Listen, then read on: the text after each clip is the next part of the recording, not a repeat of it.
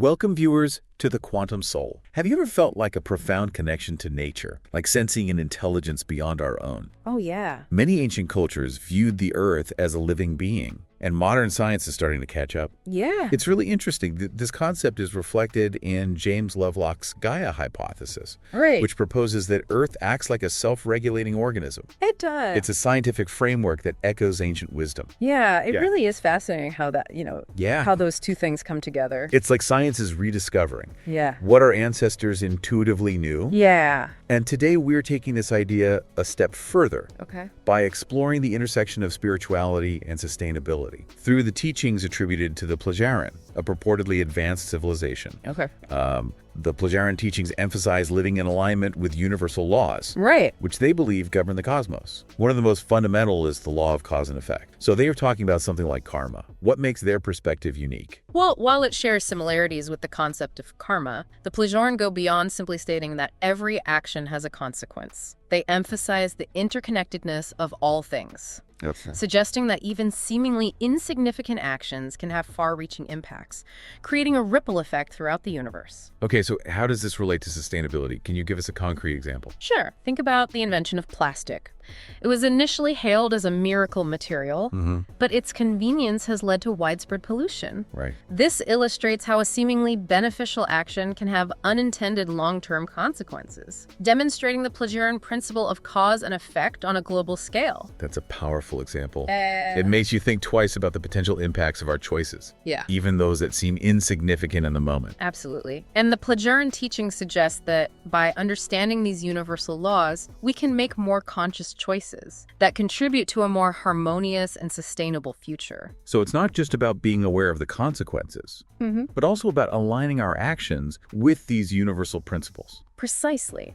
And that brings us to another fascinating aspect of the Plejaren teachings, No. their perspective on technology. They view humans as students of the universe, encouraging us to learn from nature's wisdom. It's like they're saying we don't need to reinvent the wheel. Nature has already solved many of the challenges we face. Exactly, the concept of biomimicry, which is drawing inspiration from nature to solve human problems, beautifully embodies this idea. So instead of trying to dominate nature, we should look to it as a mentor. Can you share some examples of how this principle is being applied? Absolutely. Think about airplane wings designed after the shape of bird wings, allowing for more efficient flight, or buildings that regulate temperature and ventilation like termite mounds, reducing energy consumption. These are just a few examples of how observing and learning from nature can lead to innovative and sustainable solutions. It's incredible how nature's designs can inspire such groundbreaking innovations. It's like we're finally tapping into a source of wisdom that's Yeah. been there all along. Now, before we move on, if you are finding this exploration as fascinating as we are, be sure to hit that subscribe button, give this video a like, and share it with your friends. We will be right back with more mind-expanding insights into the intersection of spirituality and sustainability. The Plejaren teachings don't stop at technological innovation. They also offer a unique perspective on conflict resolution, a concept they call positive neutrality. Now that sounds intriguing. Doesn't neutrality often get confused with apathy or indifference? It's a common misconception. The Plejaren distinguish positive neutrality from passive indifference. They describe it as a state of balanced understanding, Okay. a conscious choice to transcend the duality of right and wrong, or us versus them. So how does this differ from simply trying to find a compromise? Compromise often involves each side giving up something they value. Positive neutrality, as the Plejaren describe it, is about detaching from ego-driven positions and seeking a solution that serves the highest good of all parties involved. It sounds like a challenging concept to put into practice. Yeah. Especially in the heat of conflict. Do they offer any guidance on how to cultivate this kind of neutrality? The Plejaren use the analogy of walking a tightrope. Okay. On one side is fear, and on the other is pride. Positive neutrality is the ability to walk that tightrope, maintaining balance and avoiding the pitfalls of either extreme. So it's about finding that sweet spot between being paralyzed by fear and blinded by ego. Precisely. It's about developing emotional mastery, the ability to observe our emotions without being controlled by them. Imagine applying this principle to a heated debate or even international peace negotiations. Instead of digging into opposing positions, Right. we listen deeply, seek to understand the underlying needs and feels of each party, key, and then explore solutions that address those needs in a way that benefits everyone. That's a powerful concept, but it seems to require a level of self-awareness and emotional intelligence that many of us may not have developed yet. Do the Plejaren offer any practical advice on how to train these emotional muscles, so to speak? They emphasize the importance of mindfulness and meditation as tools for cultivating inner peace and developing the ability to observe our thoughts and emotions without judgment. It's a process of gradually training ourselves to respond to challenges with wisdom and compassion rather than reactivity. That's a fascinating idea. Approaching our emotions like we approach physical training. It makes you wonder if emotional mastery could be the key to unlocking a more peaceful and sustainable future, not just for individuals, but for society as a whole. It's a possibility the Plejaren certainly seem to endorse, and it leads us to another key principle in their teachings, the economy of the invisible. The economy of the invisible. Now that sounds intriguing. What exactly do they mean by that? It's a critique of traditional economic models that prioritize material wealth above all else. The Plejaren encourage us to consider the value of things we can't necessarily quantify. Okay. Things like happiness, balance, and collective well-being. So they're talking about shifting our focus from material possessions to something more intangible, more holistic. Precisely. They suggest that true wealth lies in experiences, relationships, and living in alignment with our values. It's about recognizing that our current economic system, with its emphasis on endless growth and consumption,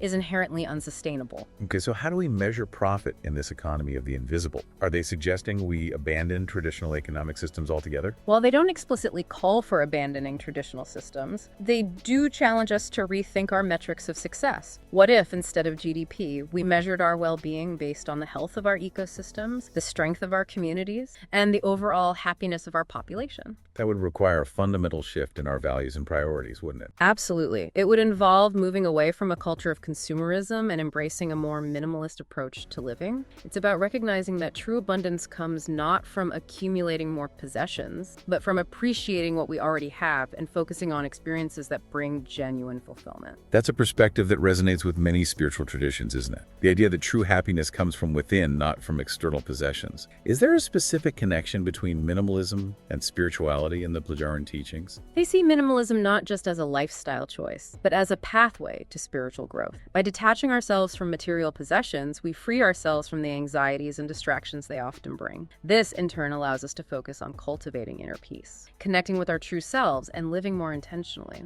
It sounds like they're suggesting that by simplifying our lives, we can create space for something far more valuable, a deeper connection to ourselves, to others, and to the natural world. It's a thought-provoking idea that I think many of us can relate to, especially in our increasingly materialistic and fast-paced world. Indeed. And this concept of interconnectedness is central to another fascinating example the Plejaren use to illustrate the delicate balance of our planet and the potential consequences of our actions, the monarch butterfly. It's been an incredible journey exploring the Plejaren perspective on spirituality and sustainability. But as we've touched upon, putting these principles into practice in our complex world presents its own set of challenges. Yeah. The Plejaren teachings acknowledge these challenges, urging us to approach them with both realism and hope. Right. Integrating these spiritual principles Right. into our modern world is not without its hurdles. Mm-hmm. One of the most significant is the skepticism many people have towards spirituality, viewing it as incompatible with science and practical solutions. Right. It's like there's this perceived divide between the tangible world of data and logic and the intangible realm of beliefs and values. Mm-hmm. How do the Plejaren teachings address this divide? The Plejaren emphasize that true progress requires a holistic approach, integrating both scientific understanding and spiritual wisdom. They don't see these as mutually exclusive, but rather as complementary aspects of a complete worldview. So it's not about choosing one over the other, but about finding ways to bridge that gap. Exactly. They encourage open dialogue and collaboration between scientists, spiritual leaders, policymakers, and everyday citizens. They believe that by integrating different perspectives, we can develop more comprehensive and effective solutions to the challenges we face. Another challenge we discussed is the practical aspect of implementing these principles, particularly for developing nations that may lack the resources or infrastructure for widespread change. Sure.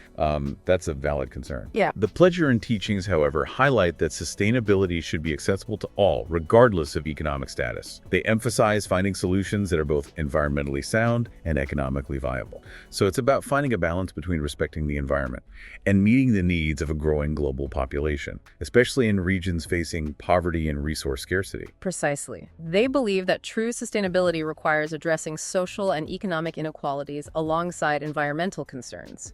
It's about empowering communities to create a better future for themselves while also protecting the planet. It seems like another major obstacle is our modern consumer culture, which constantly bombards us with messages equating happiness with material possessions. Yeah. How do the Plejaren teachings address this deeply ingrained mindset? The Plejaren propose a radical shift in our values, encouraging us to move away from this consumerist mindset and embrace a more minimalist approach. They suggest finding fulfillment in experiences, relationships, and personal growth rather than material accumulation. So it's about recognizing that true wealth lies not in what we own, but in how we live and who we are. It's a powerful message. But how do we break free from the allure of consumerism when it's so deeply embedded in our culture? The Plejaren emphasize the importance of conscious awareness and mindful consumption. They encourage us to question our motivations before making purchases, to consider the environmental and social impact of our choices, and to find joy in simpler pleasures. It's about shifting our focus from acquiring more to appreciating what we already have and finding fulfillment in non-material aspects of life. This resonates with the philosophy of Stoicism, which emphasizes virtue, reason, and living in accordance with nature. It seems there are common threads throughout history pointing us towards a more balanced and sustainable way of being. Indeed. And the Plejaren teachings, while unique in their origin, echo many of these timeless wisdom traditions. They remind us that true happiness and fulfillment come not from external possessions, but from inner peace, meaningful connections, and living in harmony with ourselves and the world around us. It's been an eye-opening exploration of the Plejaren perspective on spirituality and sustainability. As we wrap up, what key takeaways would you leave our viewers with? The Plejaren teachings offer a profound message of hope and empowerment. They remind us that we have the power to create a more sustainable and harmonious future, both individually and collectively.